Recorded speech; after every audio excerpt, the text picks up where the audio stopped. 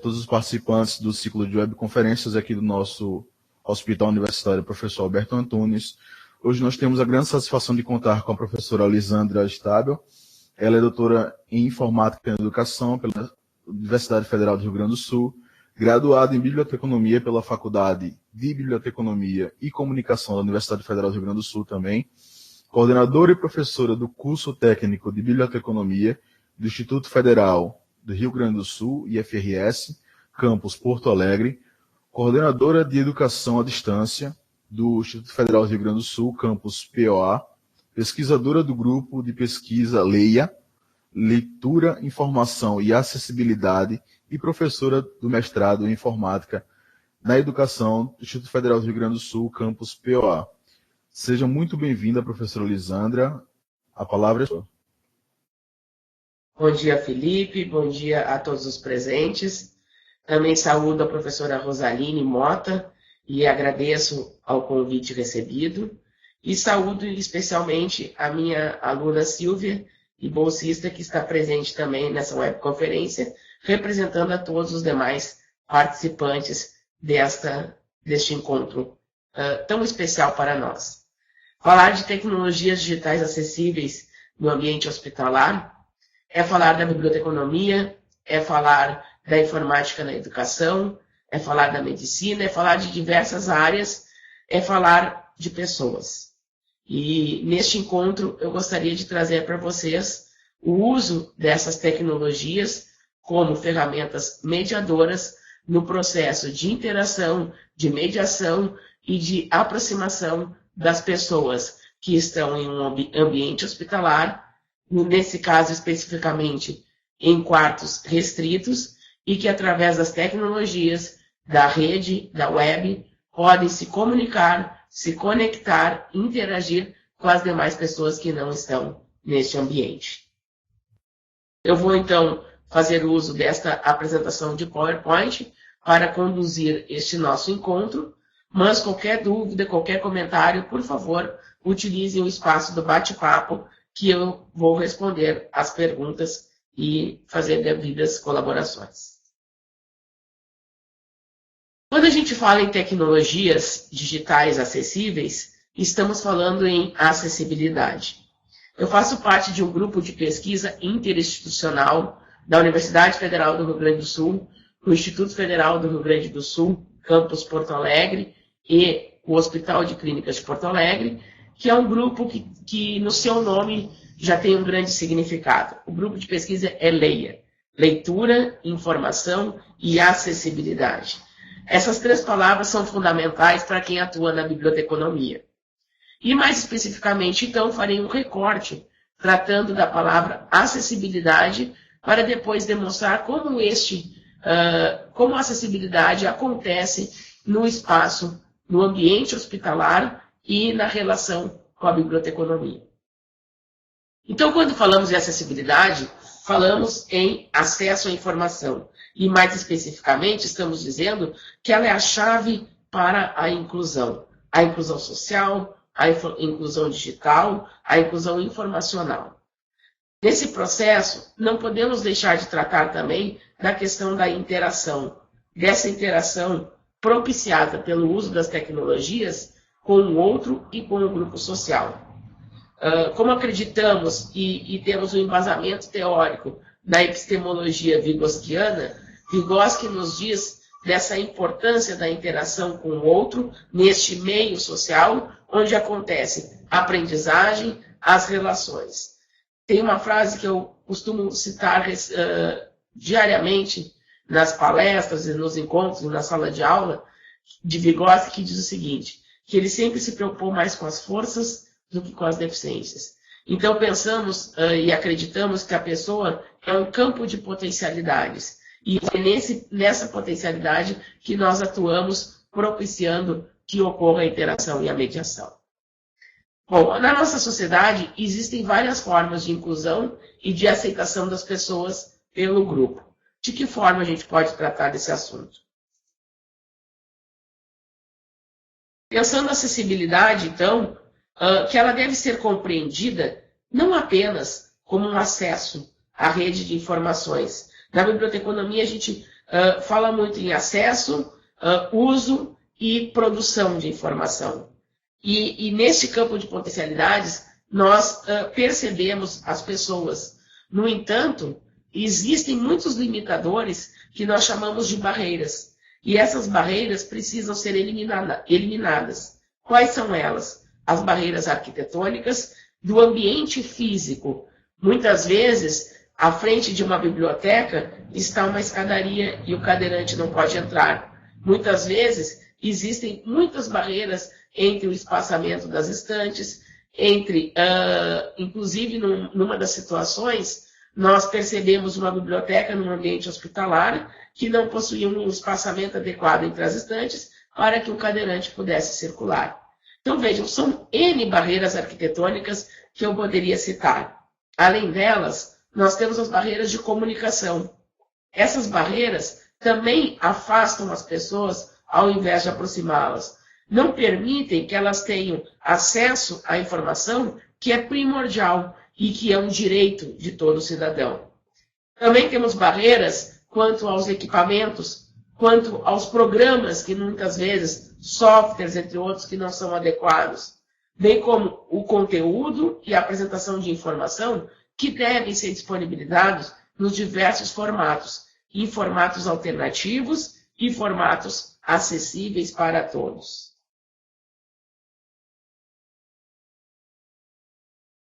Segundo Torres, Mazzoni e Alves, a acessibilidade é um processo dinâmico associado ao desenvolvimento tecnológico e ao desenvolvimento da sociedade, apresentando-se em estágios distintos e variando de uma sociedade para outra, conforme seja a atenção dispensada à diversidade humana.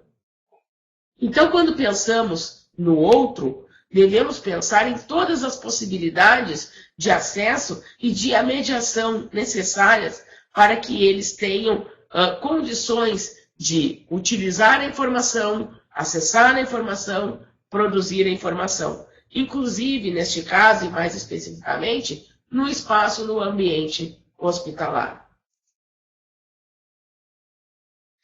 A acessibilidade possibilita a condição de alcance para a utilização com segurança e autonomia dos espaços, mobiliários e equipamentos urbanos, das edificações, dos transportes e dos sistemas e meios de comunicação por pessoa portadora de deficiência ou mobilidade reduzida. Eu gostaria de destacar para vocês que essa é uma das leis de acessibilidade que nós possuímos em nosso país, e o Brasil é um país que possui um grande quantitativo de leis que tratam de acessibilidade e está em consonância com a ONU e com os demais organismos internacionais, mas essa lei data de 2000 e ela ainda traz o termo portadora de deficiência. Desde 2013, nós somos, Brasil, signatário de toda uma orientação da Declaração da ONU para os Direitos da Pessoa com Deficiência, que traz uma terminologia pessoa com deficiência, não portadora e muito menos deficiente. O déficit não está na pessoa. Ainda mais, nós podemos citar aqui também quem tem uma mobilidade reduzida.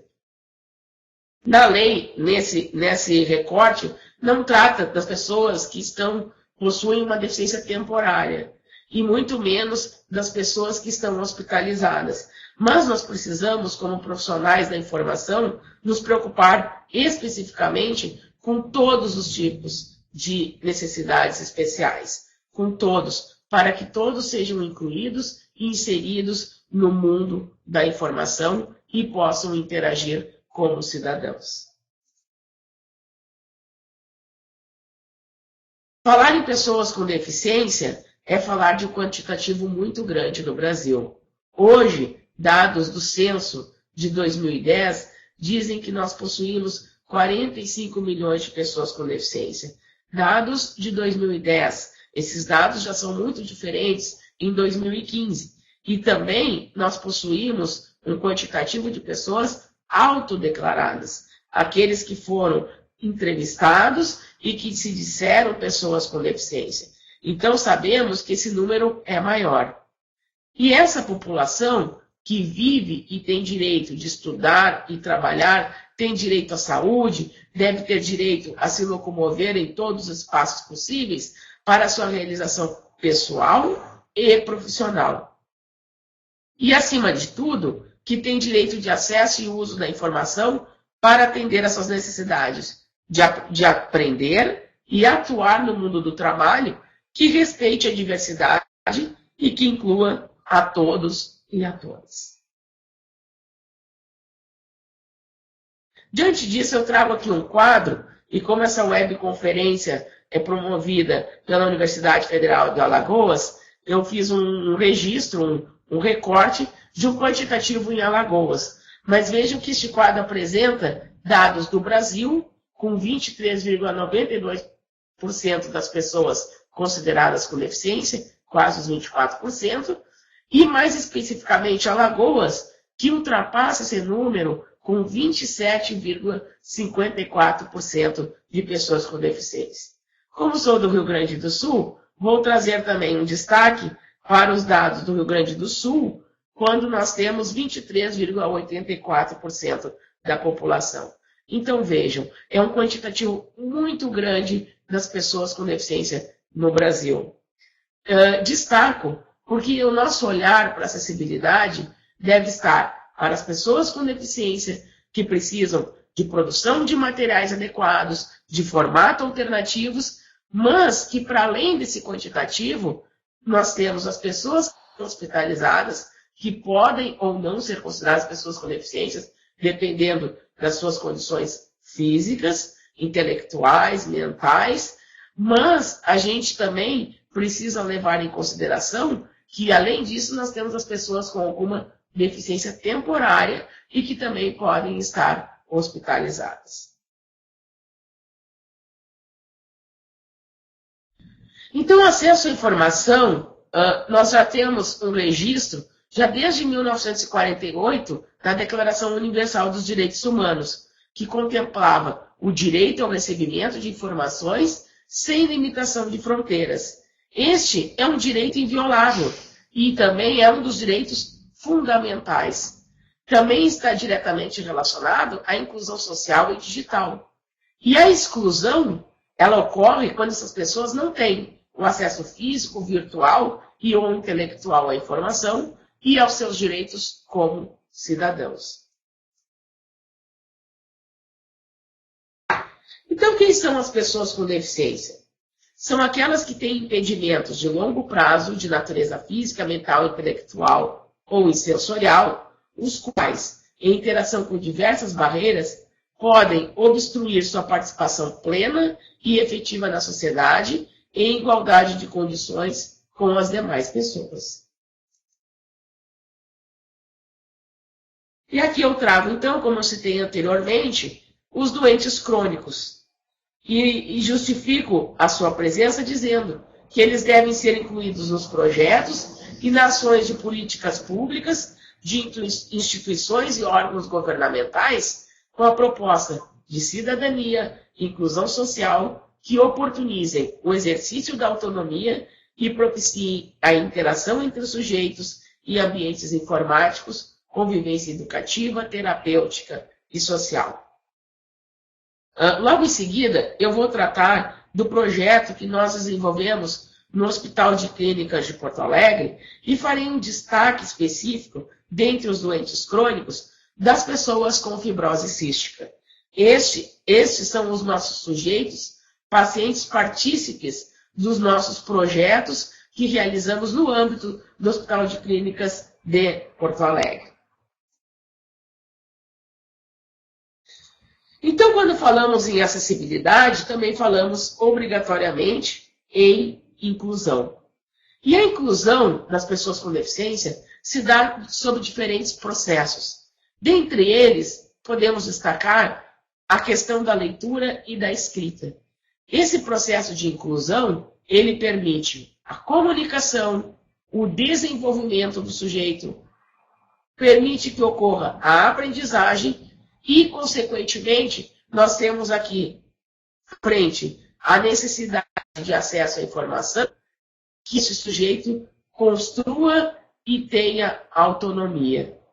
no momento que o sujeito possui a sua autonomia, consegue ter acesso à informação, aos seus direitos, de forma autônoma, sem precisar do outro, sem depender do outro, ou depender minimamente de alguém, ocorre a inclusão. Então, nós costumamos dizer que, em muitas situações, o déficit, a deficiência, está na ausência de tecnologias acessíveis, muito mais do que em alguma dificuldade que a pessoa tenha para ter acesso à informação.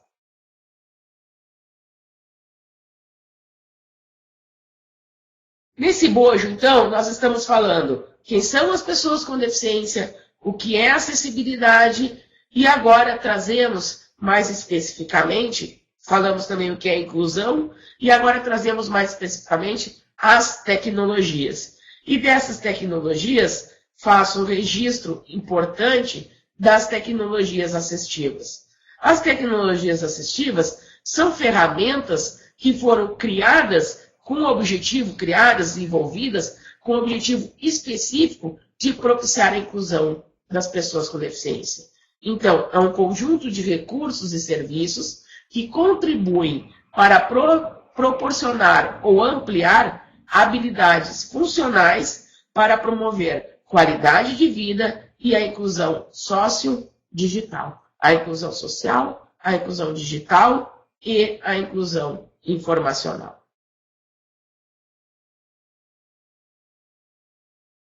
Mais especificamente no ambiente hospitalar, e quando ele é propiciado para os pacientes, nós podemos falar em tecnologias digitais acessíveis no ambiente hospitalar. Essas tecnologias, em algumas situações, nós podemos utilizar as tecnologias que já conhecemos, que usamos, que temos um uso costumeiro, diário, e que não foram adaptadas, mas que podem ser utilizadas para este fim, para acesso, mediação e produção da informação, mas também, conjuntamente, nós podemos fazer uso de tecnologias assistivas que vão propiciar que as pessoas, então, com essas tecnologias disponibilizadas, possam fazer uso e terem acesso mais especificamente à rede de informações. Então, com que objetivos nós usamos as tecnologias no ambiente hospitalar? Para o acesso e uso da informação, propiciando a acessibilidade para todos, como forma também de inclusão social, informacional e digital. Mais especificamente, nos projetos que realizamos como um espaço de construção coletiva, de compartilhamento, de mediação e de interação, percebendo esse usuário como também produtor de informação.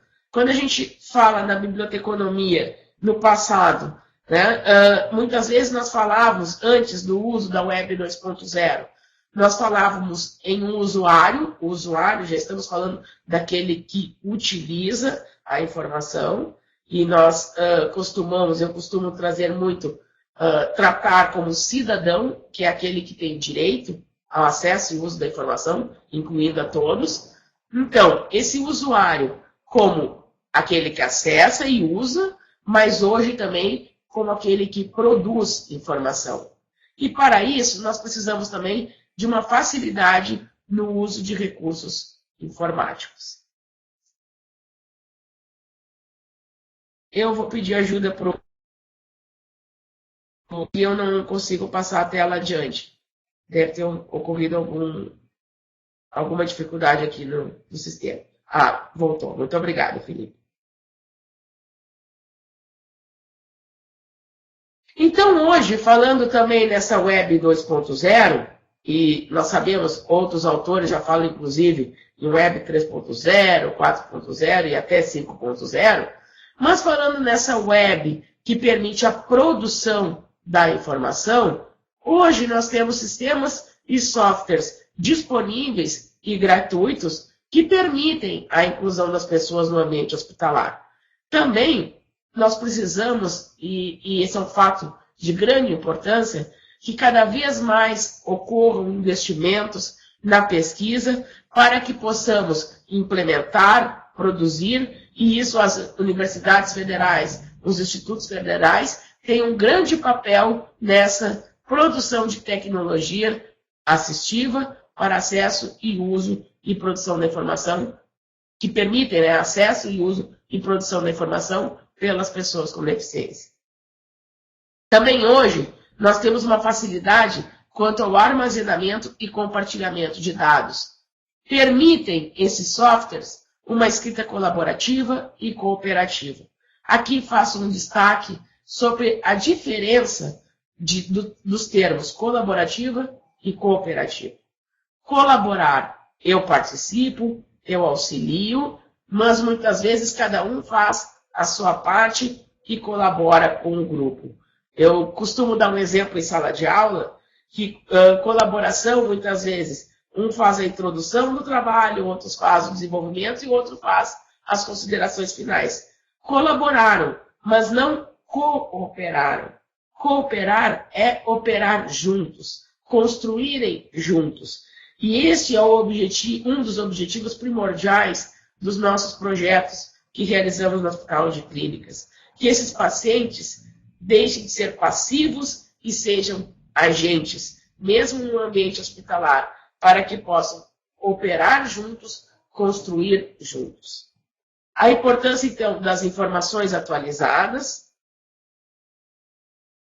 da diversidade de aplicativos em uma mesma plataforma. Então, quando utilizamos ambientes virtuais de aprendizagem, que esses sejam múltiplos em ferramentas e que essas ferramentas também tenham acessibilidade.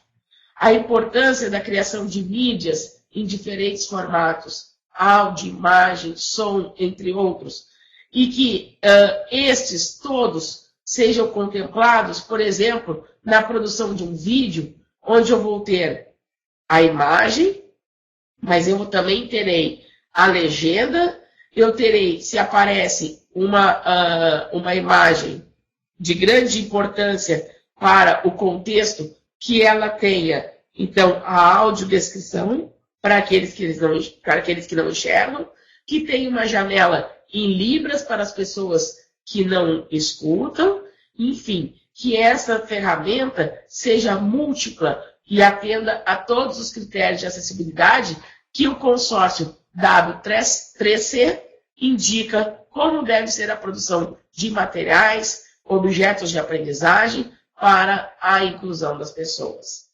Também a importância de uso de tags, etiquetas, que farão a descrição de imagens e também atendendo à web semântica. E a abrangência das expressões culturais.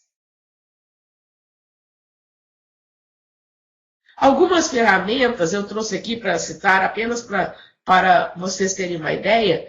Nós temos, para as pessoas com deficiência visual, nós temos leitores de telas, que são softwares que fazem a leitura de tudo que aparece na tela do computador e permite que uma pessoa sem visão possa navegar e fazer uso das ferramentas. Como já citei anteriormente, nós temos, por exemplo, para páginas web, toda uma orientação do consórcio W3C sobre acessibilidade, para torná-las acessíveis para todos. E hoje já temos ferramentas, inclusive, como eu cito aqui, um e-book que foi desenvolvido no Japão e que é em braille, e que permite que o cego, então, além de ouvir, né, ter acesso a um ledor, poderá também, por si, com autonomia, fazer a leitura daquele texto, obedecendo o seu ritmo. Algumas sugestões aqui também do uso de ferramentas tão conhecidas nossas e que fazem parte das redes sociais, como, por exemplo, o Twitter, mensagens atualizadas de tempo real sobre diversos temas de interesse do leitor e que podem ser utilizados através desses leitores de telas, pelos cegos. Os surdos utilizam muito. Hoje o WhatsApp, por exemplo, possibilitou que o surdo tivesse acesso com mais facilidade às tecnologias móveis. Dentre outros sistemas que hoje são desenvolvidos sem essa finalidade mas pelo seu modo de utilização, acabaram permitindo maior acesso para todos. Outra ferramenta é o Wiki, que permite, então, a produção de histórias colaborativas e que vai auxiliar nesse ambiente hospitalar, nessa interação. Também podemos falar, quando falamos em leitura, mídias e acessibilidade, acessos a histórias interativas, e-books, dentre outros, e a produção de mídias para uso pedagógico como objetos de aprendizagem e também um repositório de produção de mídias dos leitores. São algumas sugestões do que podemos fazer no uso dessas ferramentas que já existem e estão disponíveis gratuitamente na web. Bom, e agora então, mais especificamente, eu trago uma breve informação sobre o projeto de pesquisa Coragem, que é desenvolvido no Hospital de Clínicas de Porto Alegre, coordenado pela professora URGS e que já realizou webconferência aqui nesse ambiente, e que esse projeto ele data de 2005, o início da sua realização, com a proposta de interação entre adolescentes com fibrose cística, acessibilidade e inclusão social no uso das tecnologias de informação e de comunicação. Ao falar desse projeto, eu tenho que trazer esta imagem de uma das pacientes, partícipes, e também uma das grandes incentivadoras, e por ela esse projeto passou a existir. Infelizmente, ela não está mais entre nós, e quando eu tratar sobre a fibrose cística, trarei toda a dificuldade de tratamento dessa doença e que muitas vezes leva a óbito muito precocemente. Mas falar do projeto de Coragem é falar, acima de tudo, do que esta palavra significa. Fazendo um breve recorte, nós temos cor, de coração, e agem, de ação. E este coração com um arroba, significando a mediação dessas tecnologias. Então, nós gostaríamos de destacar que coragem significa agir com o coração.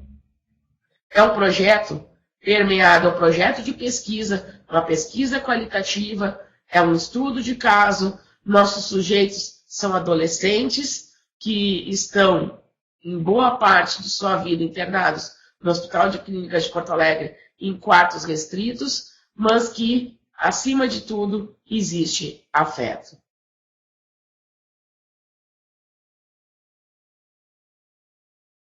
Então, a partir da existência do projeto Coragem, nós temos esse projeto, ele é registrado no programa de pós-graduação, no GPPG, do Hospital de Clínicas de Porto Alegre. No Hospital de Clínicas de Porto Alegre, ele está sob a coordenação do Dr. Marochka, e na URGS, então, nós temos o projeto Coragem sob a coordenação da professora Eliane Moro, e no Instituto Federal do Rio Grande do Sul, e aqui eu trago mais especificamente a nossa ação, apesar de que trabalhamos todos cooperativamente, todos operamos juntos, mas aqui no aqui no Instituto Federal do Rio Grande do Sul, o nosso olhar neste projeto está sobre o uso dessas ferramentas, no uso das tecnologias, de forma de comunicação alternativa e aumentativa, propiciando que eles tenham acesso através da comunicação, da informação, mediados por essas ferramentas. Então, um destaque, essa pesquisa, da mesma forma que é o Projeto Coragem, é uma pesquisa qualitativa, é um estudo de caso, onde, através da investigação e observação, se pretende verificar, então, o uso dessas tecnologias durante a internação como melhoria e qualidade de vida para os pacientes, e mais especificamente os com fibrose cística, e a interação entre esses sujeitos com uma abordagem educacional. Então, caracterizando um pouco esses pacientes, quem são eles? O paciente com fibrose cística, muitas vezes em suas crises, se encontra debilitado e ligado a equipamentos. que dificulta o processo de comunicação e interação com as pessoas, além de ficar internado em intervalos de tempo sazonais. Existe o isolamento entre pacientes de fibrose cística por apresentar quadro de incompatibilidade bacteriana. O que significa isso? O nosso paciente com fibrose cística, ele desenvolve colônias de bactérias diferenciadas uns dos outros. Então, eles não podem entrar em contato um paciente de fibrose cística com outro. Logo, eles ficam em quartos restritos no hospital de clínicas. E, consequentemente, eles não entram em contato físico. Eles não se encontram. Mas eles sabem da existência de um e de outro. Como nós conseguimos quebrar este isolamento, possibilitar essa interação, mediado pelas tecnologias. Então, a fibrose ela é uma doença autossômica, recessiva, exige constante encontros com a equipe multidisciplinar. E vejam, nós profissionais da informação atuamos próximos a essa equipe para a terapêutica e a profilaxia, e longos e frequentes períodos de internação hospitalar em isolamento. Esses períodos de internação, com o agravamento da doença, cada vez mais se prolongam e muitas vezes, quando a situação está muito agravada, ficam longos tempos hospitalizados. É uma doença genética, ainda sem cura, que atinge os principais órgãos do corpo humano, causa comprometimento pulmonar e apresenta pneumonia de repetição. O tratamento é longo, a medicação é contínua e incessante. E posso destacar aqui o Hospital de Clínicas de Porto Alegre, que é considerado um centro de referência na América Latina. Para ilustrar um pouco mais sobre a doença, eu trago então essa imagem que foi produzida pela doutora Ana Cláudia Costa Carneiro sobre os sintomas da fibrose cística. É muito importante destacar que é uma doença que pode ser diagnosticada com o teste do pezinho. Então, atentem, sejam mediadores dessa informação para que as pessoas que em grande parte da sociedade ainda desconhecem essa doença possam fazer uso deste teste para o diagnóstico. Quais são alguns dos sintomas? Eles apresentam, então, pólipos nasais, pequenos nódulos carnosos no nariz, transpiração de sabor muito salgado. Então, muitas vezes, a mãe, ao se aproximar da criança e lamber a criança, percebe esse suor salgado. Um chiado no peito é constante, porque eles possuem tosse e muco em grande quantidade nos pulmões e, claro, pneumonias de repetição, como já foi citado anteriormente. Muitas vezes, essas crianças são tratadas e o diagnóstico precoce auxilia muito neste tratamento. Muitas vezes essas crianças são tratadas como se tivessem asma, bronquite ou outras intercorrências pulmonares e o diagnóstico é muito posterior, somente em algumas situações na adolescência que vão perceber a doença que possuem. Também eles têm um ganho de peso lento, embora o apetite seja considerado bom. Uma defecação anormal, com diarreia crônica, fezes volumosas, frequentes gordurosas e algumas situações mal cheirosas. Um prolapso retal, o reto se expõe através do ânus. E um branqueamento digital da ponta dos dedos, das mãos e dos pés. É importante, e aqui uma ressalva da professora Ana Cláudia, da doutora, Ana Cláudia, esses sintomas não são exclusivos da fibrose cística. Podem aparecer em outras doenças e alguns portadores de fibrose cística podem não ter todos esses sintomas. Então, voltando mais especificamente ao nosso projeto, nós estamos no momento com 4 sujeitos. O nosso projeto ele prevê aproximadamente 6 sujeitos para que tenhamos condições de atuar e aprofundar com eles esse processo. E também há uma limitação, porque no momento em que visitamos um paciente, não podemos estar no quarto de outro. Então, cada pesquisador precisa acompanhar um paciente especificamente, e somente no dia seguinte poderá atender a outro paciente do projeto. Então, o que se observa? Né? As interações sociais, a construção de laços comunicativos quando não ocorre essa interação face a face presencial e a possibilidade de acontecer essa interação com as tecnologias e a criação de um ambiente que eles possam compartilhar informações sobre a fibrose, suas vivências diárias, suas curiosidades e novidades no que se refere à doença, propiciando não só o exercício da cidadania, como também perceber que é possível superar os limites do meio e comunicar-se com o mundo. Para vocês terem uma ideia, um dos nossos bolsistas, o Osmar, que faz a mediação com eles no Hospital de Clínicas, mediou a criação de um perfil no Facebook, Fibrose Cística RS, e rapidamente nós tínhamos mais de 100 participantes, os pacientes interagindo e também as demais pessoas que têm filhos, as próprias pessoas com fibrose cística e demais pessoas da comunidade que têm interesse sobre a doença. Então, eles estão acostumados a vivenciar essa doença, mas, acima de tudo, a gente sentia uma grande dificuldade deles compartilharem essas informações, deles interagirem entre eles e falarem das suas dúvidas, das suas necessidades, enfim.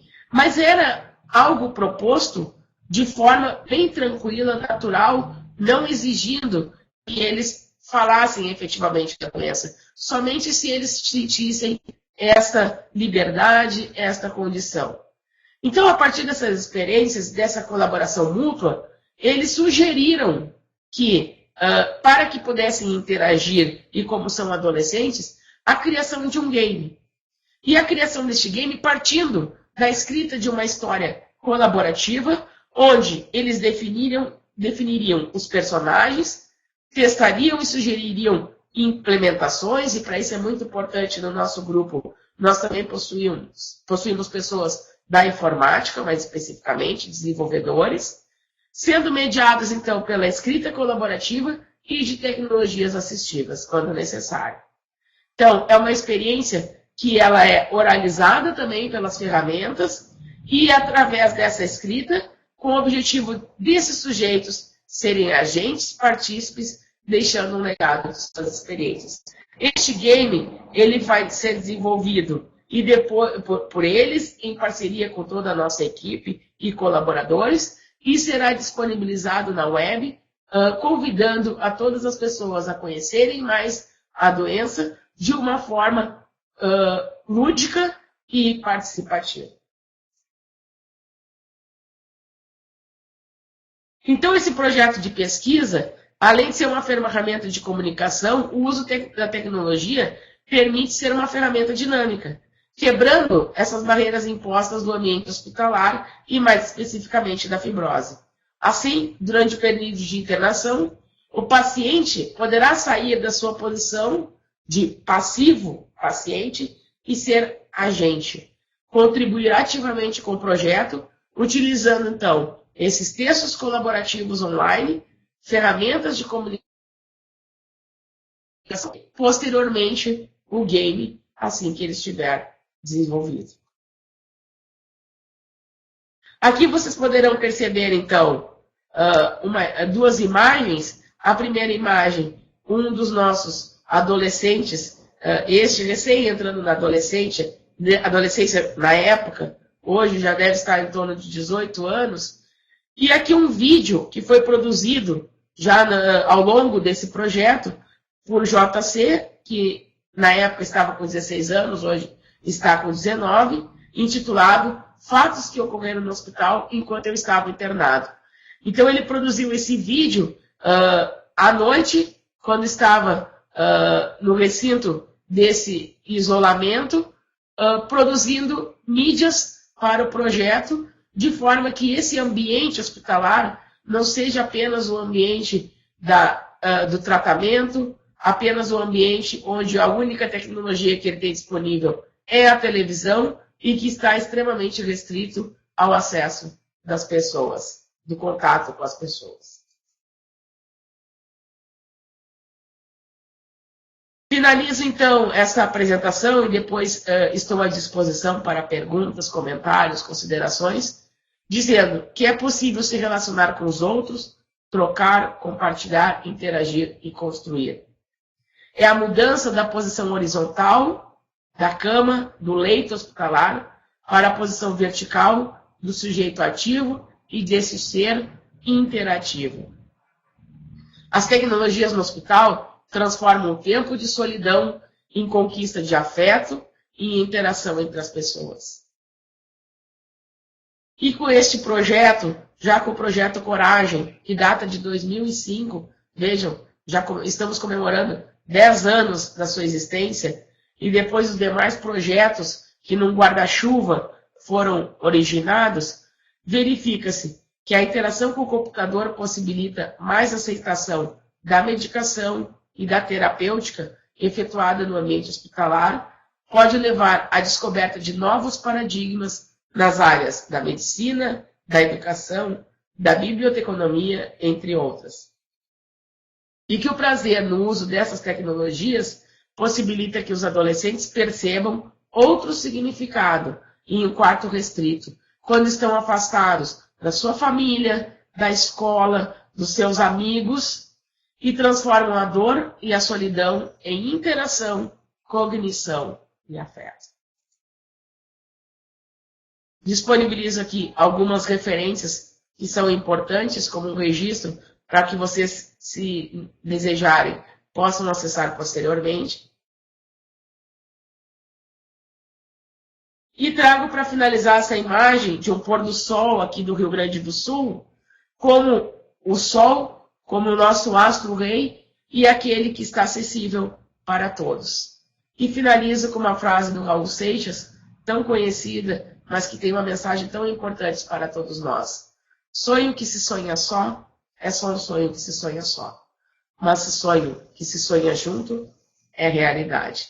Então, acreditar que um projeto no ambiente hospitalar possibilite a interação, a mediação. Lá em 2005, quando iniciamos, que não existia, ou pelo menos não estava disponível para nós, uma tecnologia Wi-Fi, que muitas vezes nós tínhamos que esticar um fio azul e modular uma mediação através da internet entre um quarto e outro, e hoje já com ferramentas que ainda não nos dão totalmente as respostas, mas nos auxiliam, permitindo que essas pessoas sejam agentes e sejam incluídas no acesso à informação, à interação e possam construir juntos.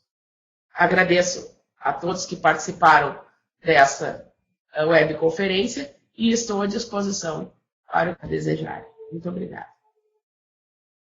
Nós é que agradecemos, professora aqui da Unidade de Telesaúde. Só reiterando, a professora Rosa hoje está no evento e ela pede desculpas por não poder estar presente. Mas, enfim, ela agradece pela palestra da senhora. E eu acho bastante interessante essa questão do acesso às ferramentas de tecnologia que facilitam esse convívio dentro de um hospital. Realmente é emocionante a história que a senhora contou sobre a paciente que não estava mais entre nós. E sobre esse último paciente também, que ele fez tirou uma foto do convívio dele dentro do hospital, dentro de um quarto do hospital. É bastante interessante. Pena também que ainda é bastante escassa essa questão do acesso a essas ferramentas dentro de um hospital, na minha opinião. Eu deixo aberto para perguntas e comentários aos demais participantes da nossa plataforma.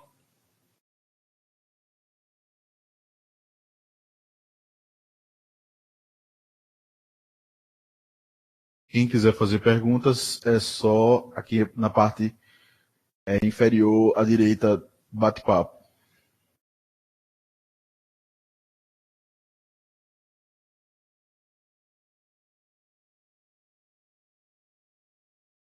Felipe e demais participantes, nós temos muitas histórias a contar sobre essa interação no Hospital de Clínicas. É importante reforçar, e quando tu mencionaste agora sobre essa paciente que partiu, nós lidamos muito com as perdas. Quando nós iniciamos o projeto, a média de idade dos pacientes com fibrose cística, ou a sobrevida, eles geralmente viviam até os 13, 14 anos de idade. Hoje, nós temos pacientes com 19, 20 anos e acreditamos e desejamos efetivamente, com o avanço das tecnologias, que eles permaneçam por muito tempo conosco. Então, o nosso objetivo, acima de tudo, é lidar com a vida. Enquanto estamos aqui, estamos aprendendo, estamos lutando, estamos vivendo. Então, esses nossos pacientes que aqui, por ética, eu não cito nomes, mas que para nós eles têm o seu nome e são de grande importância e significado, e por isso as relações de afeto. Eu posso citar uma experiência que aconteceu, por exemplo, com uma das pacientes que nos convidou para o seu aniversário e ela estava hospitalizada, e eu e a professora Eliane, era a véspera, e nós fomos até o hospital, e quando nós chegamos lá, nós imaginávamos que teriam várias pessoas participando, e quando nós chegamos, os convidados era eu, a professora Eliane e o médico que a trata.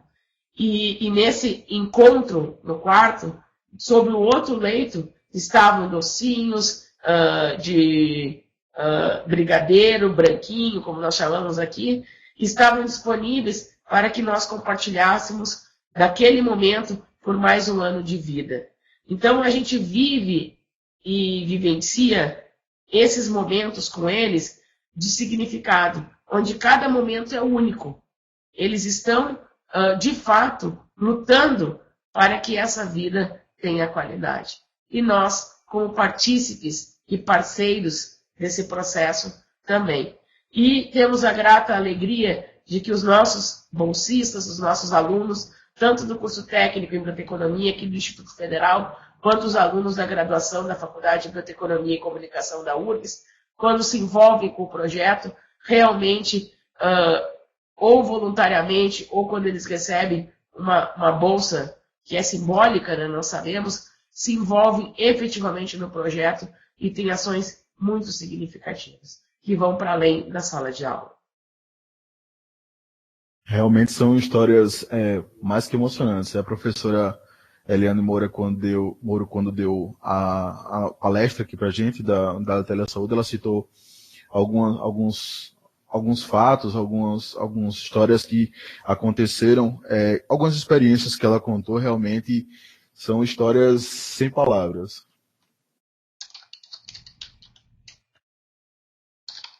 Bom, eu acho que, sem mais perguntas, temos agradecimentos à professora. Eu agradeço novamente a professora Lisandra e passo a palavra para as considerações finais, então.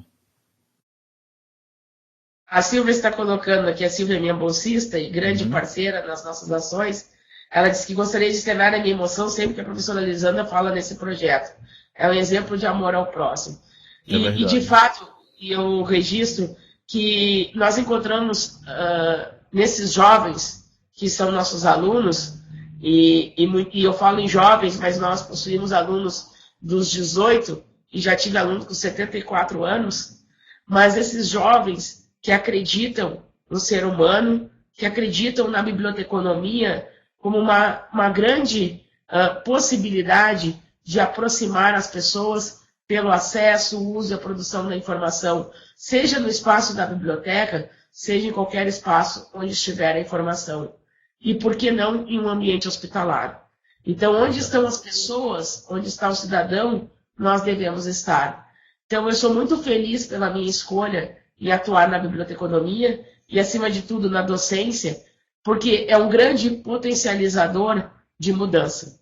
A biblioteconomia permite e possibilita que nós possamos incluir as pessoas através do acesso à informação, ao mundo digital, à web, e também trazendo, e nesse bojo, a medicina, a educação, a psicologia, todas as demais áreas do conhecimento que possibilitam que a gente veja esta pessoa como um agente, esta pessoa como um campo de possibilidades, e não como um paciente passivo em um ambiente hospitalar.